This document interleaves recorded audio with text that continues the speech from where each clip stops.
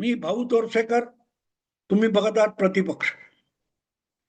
मित्रांनो, एकूणच मुंबई महापालिकेच्या निवडणुका आता रंगात आल्यात. कारण मी बोलतोय तेव्हा आजचा दिवस आणि उद्याचा दिवस हे उमेदवारी अर्ज भरायचे शेवटचे दिवस आहेत आणि पटापट पटापट सगळ्याच विखुरलेल्या पक्षांच्या, आघाडीतल्या पक्षांच्या उमेदवारांची नावं वगैरे बाहेर यायला लागलेत, जागा वाटपाचे आकडे बाहेर यायला लागलेत आणि मग त्याच गडबडीमध्ये आपापल्या परीने अनेक पत्रकार आणि कोण आहेत ते विश्लेषण करतायत. त्यामध्ये एक गोष्ट मला खटकली आणि त्यासाठी मी तो विषय वेगळा करायचा ठरवला की 1985 साली जसं शिवसेनेचं पुनरुज्जीवन झालं, शिवसेनेला नवसंजीवनी मिळाली, तसाच आता परत एकदा विधानसभा निवडणुकीत सपाटून मार खाल्लेल्या उभाठा शिवसेनेला नव्याने नवी संजीवनी मिळेल असंही मत अनेक जण व्यक्त करतायत. 1985 साली आणि 2025 साली 40 वर्षाचा फरक आहे. पण या 40 वर्षामधचा फरक नुसता नाहीये, तर 1985 ची परिस्थिती आणि 2025 ची परिस्थिती यामध्ये सुद्धा जमीन आसमानाचा फरक आहे. इतिहासाची पुनरावृत्ती होते असं म्हणतात. अनेकदा जेव्हा भोवतालचा परिसर वगैरे किंवा माहोल सारखा सारखा वाटला तर उगाच मनाला वाटतं की इतिहासाची पुनरावृत्ती होते. पण प्रत्येक वेळेला वरकरणी दिसणाऱ्या गोष्टींमुळे परिस्थिती सारखी होते असं बिलकुल नाही. 1985 साल आणि 2025 यामधला मोठा फरक लक्षात घ्या.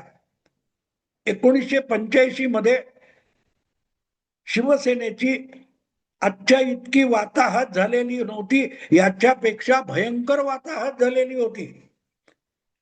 जसं काल परवापर्यंत ठाकरे बंधू, ठाकरे मिलन वगैरे काय ठाकरे ब्रँड हे शब्द येण्यापूर्वी राज ठाकरे यांची महाराष्ट्र नवनिर्माण सेना हा संपलेला पक्ष असं म्हटलं जातं.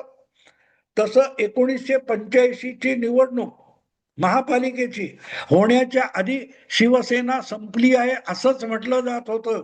जेव्हा अखंड शिवसेना होती, ज्याच्यात नारायण राणे होते, एकनाथ शिंदे होते, राज ठाकरे हे तितके कार्यरत झालेले नव्हते. उद्धव ठाकरे तर शिवसेनेकडे वळून सुद्धा पक्ष म्हणून बघत नव्हते. मनोहर जोशी, नवलकर, दत्ताजी साळवी, वामनराव महाडिक अशा लोकांना घेऊन बाळासाहेब शिवसेना चालवत होते.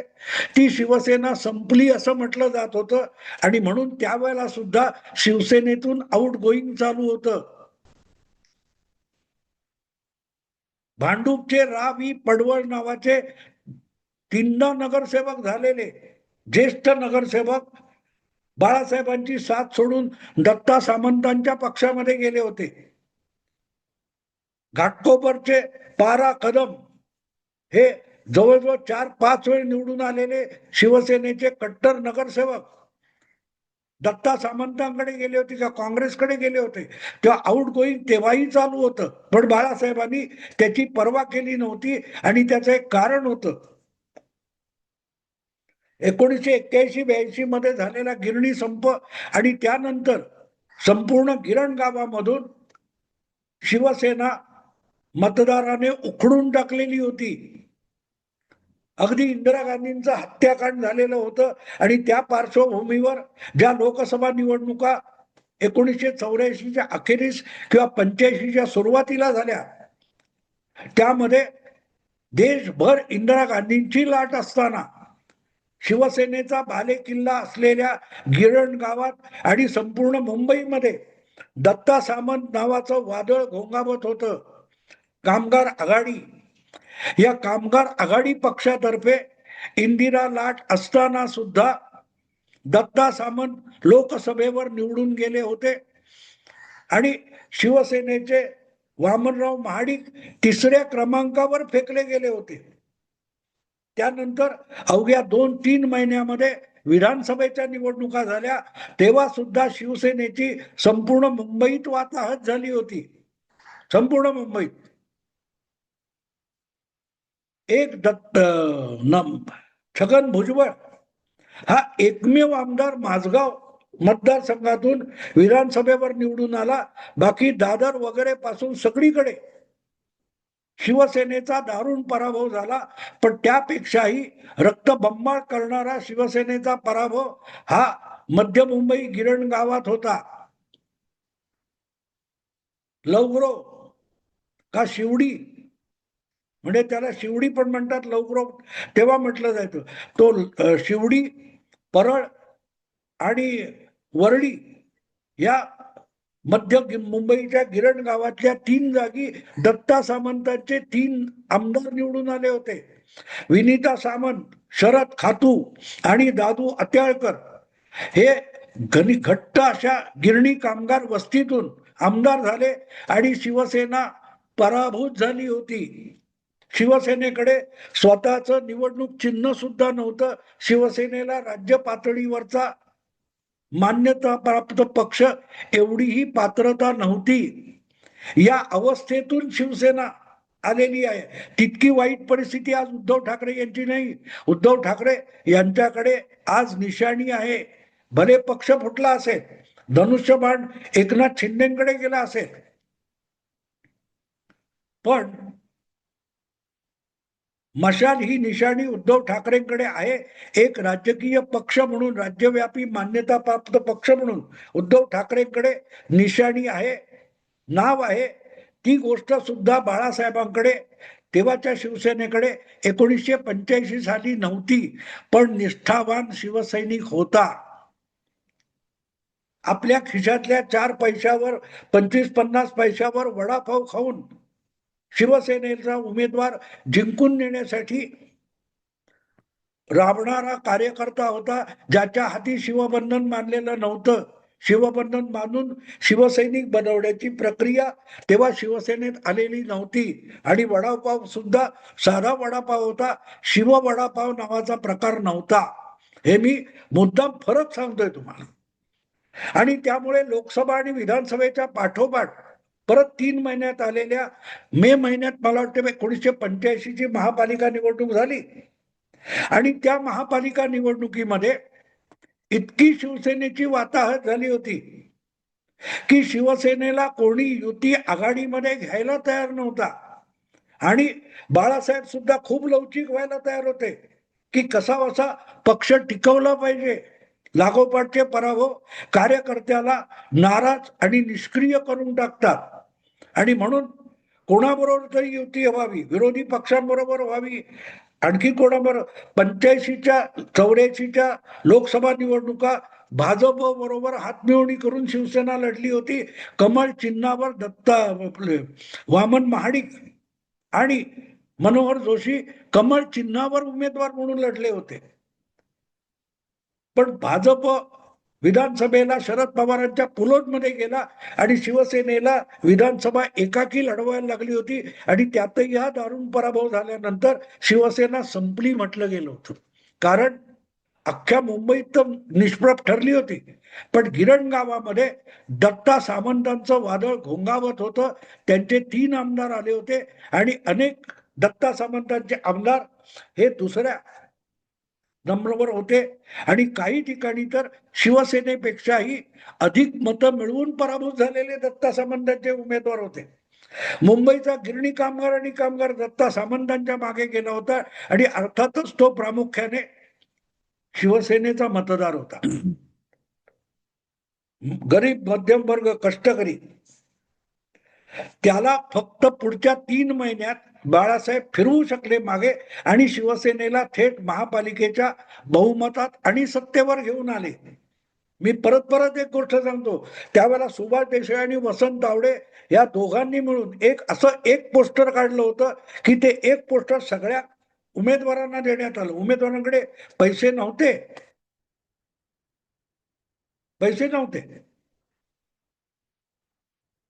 अनेक शाखा प्रमुख आहेत की बाळासाहेबांनी सांगितलं ठीक आहे, अख्ख्या मुंबईतल्या सगळ्या जागा लढवायच्या, सगळे शाखा प्रमुख उमेदवार करून टाका. बाळासाहेबांसमोरचं आव्हान मोठं एवढ्यासाठी होतं की त्यांचा बालेकिल्ला गिरणगाव हा दत्ता सामंतांनी जिंकला होता. दुसऱ्या बाजूला पुरोगामी लोकशाही आघाडी होती पवारांची, आणि तिसऱ्या बाजूला काँग्रेस 400 जागा लोकसभेच्या जिंकणारे राजीव गांधी. या चौरंगी लढतीमध्ये शिवसेनेने बाजी मारली होती. आणि म्हणून 85ला शिवसेनेला नवसंजीवनी मिळाली, पुनरुज्जीवन मिळालं असं जेव्हा म्हटलं जातं, ते आजच्यापेक्षा शिवसेना अत्यंत दयनीय अवस्थेत होती आणि मिळालं हे लक्षात घेतलं पाहिजे. त्यापेक्षा उद्धव ठाकरे अतिशय सुस्थितीत आहेत, सुस्थितीत आहेत. 72 साली नवलकर निवडून आले होते. त्यानंतर शिवसेनेचा लागोपाठच्या विधानसभा निवडणुकीत दुसरा आमदार येत नव्हता. तो 85 मध्ये एकमेव छगन भुजबळ आला होता. आज उद्धव ठाकरेंकडे मुंबईतले 10 आमदार आहेत. बाळासाहेबांकडे छगन भुजबळ हा एकमेव आमदार होता, आणि तो गिरण गावातला होता, मध्य मुंबईतला होता. पण बाळासाहेबांनी हिंमत सोडली नव्हती, हिंमत सोडली नव्हती. कोण आपल्याला बरोबर घेत नसेल स्वबळावर. आज सगळे स्वबळावर बोलतात. बाळासाहेबांनी स्वबळावर तो प्रयोग करून दाखवला, यशस्वी करून दाखवला. मला आठवतं छगन भुजबळ हे पहिल्यांदा आमदार झाले होते आणि त्याच्या आधी 2दा नगरसेवक होते. पण तरीही आमदार असतानाही त्यांना कॉर्पोरेशनला बाळासाहेबांनी उभं केलं होतं नगरसेवक पदासाठी. ते निवडून आले आणि 85चे नव्या शिवसेनेचे पहिले आमदार छगन भुजबळ होते. नारायण राणे, दिवाकर रावते वगैरे वगैरे त्या फळीतले, त्या फळीतले. ह्या सगळा मी 85 आणि 45 आपला 1985 आणि 2025 हा 40 वर्षातला फरक सांगतोय. तेवढी विपरीत परिस्थिती उद्धव ठाकरेंची नाहीये. पण उद्धव ठाकरे लढण्याची इच्छा आणि हिंमत हरवलेला नेता आहे, हा फरक आहे. बाळासाहेबांना जीत हार हा फरक नव्हता, लढण्याला महत्व होतं. आणि त्यांचे शिवसैनिक पोस्टर छापण्याची ऐपत नसताना सुद्धा लढले आणि थेट महापालिकेची सत्ता आणली. आणखीन एक गोष्ट लक्षात ठेवा, दत्ता सामंतांचा आणखीन एक मोठा प्रचार हा शिवसेनेला वरदान ठरला होता. लोकसभेच्या निवडणुकीत दत्ता सामंत निवडून आले तेव्हा दत्ता सामंतांची भूमिका अशी होती की गिरणी कामगारांना न्याय मिळवायचा असेल तर मग लोकसभेत सत्ताधारी काँग्रेस पक्षाला हरवलं पाहिजे. आणि गिरणी कामगारांच्या न्यायासाठी लोकसभेची निवडणूक लढवत दत्ता सामंत लोकसभेवर निवडून गेले. 3 महिन्यात झालेल्या विधानसभा निवडणुकीत दत्ता सामंतांच्या भूमिकेमध्ये काडी मात्र फरक नव्हता. गिरणी कामगारांच्या न्यायासाठी विधानसभेची निवडणूक आपण जिंकली पाहिजे, आणि भरभरून लोकांनी दत्ता सामंतांच्या कामगार आघाडीला मतं दिली होती. अगदी शिवसेनेला त्याच गिरण गावात मध्य मुंबईत मतदाराने दणका दिला होता. पण मतदार पागल नसतो, मतदार वेडा नसतो. भूलभुलैयाला मतदार परत परत फसत नाही. आणि हा 85च्या निवडणुकीतला सगळ्यात मोठा टर्निंग पॉइंट आहे, टर्निंग पॉइंट आहे. शिवसेनेला त्यावेळेला उमेदवार शोधावे लागत होते, इतकी परिस्थिती होती. आणि दुसरीकडे दत्ता सामंत यांच्याकडे अक्षरशः मुंबईभर कामगार आघाडीचं महापालिकेचं तिकीट मिळावं म्हणून झुंबड उडालेली होती. शिवसेनेत तिकिटावरून मारामाऱ्या नव्हत्या, कारण शिवसेनेत तिकीट देण्याची पद्धतच नव्हती. पण दत्ता सामंतांची उमेदवारी मिळावी म्हणून गर्दी होती. आणि दत्ता सामंत यांनी महापालिकेत सुद्धा प्रचारात तोच घोषा लावला होता, काय, गिरणी कामगारांच्या न्यायासाठी मुंबई महापालिकेवर कामगारांचा झेंडा फडकावा. आहे ना गंमत. कामगारांनी विचार केला, अरे लोकसभेत जिंकवलं तुम्हाला, विधानसभेत जिंकवलं, कुठला न्याय दिला दत्ता सामंतांनी आम्हाला. आणि महापालिकेत जरी तुम्हाला जिंकून दिलं तरी गिरणी कामगारांच्या प्रश्नामध्ये महापालिका काहीही करू शकत नाही, हे मतदाराला कळत होतं. म्हणून मतदाराने दत्ता सामंतांना त्या महापालिका निवडणुकीत धुपवलं आणि झोपवलं होतं. 3 आमदार, 1 खासदार आणि प्रचंड मतांची टक्केवारी लोकसभा विधानसभेत असलेल्या दत्ता सामंतांना मुंबई महापालिकेच्या त्या 1985च्या निवडणुकीमध्ये फक्त 2 नगरसेवक निवडून आणता आले. 2.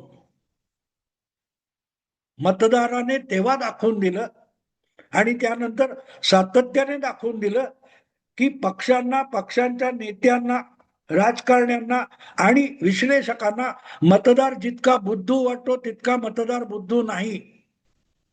मग विषय गिरणी कामगारांच्या न्यायाचा असो, मराठी अस्मितेचा असो, नाही फरक पडत.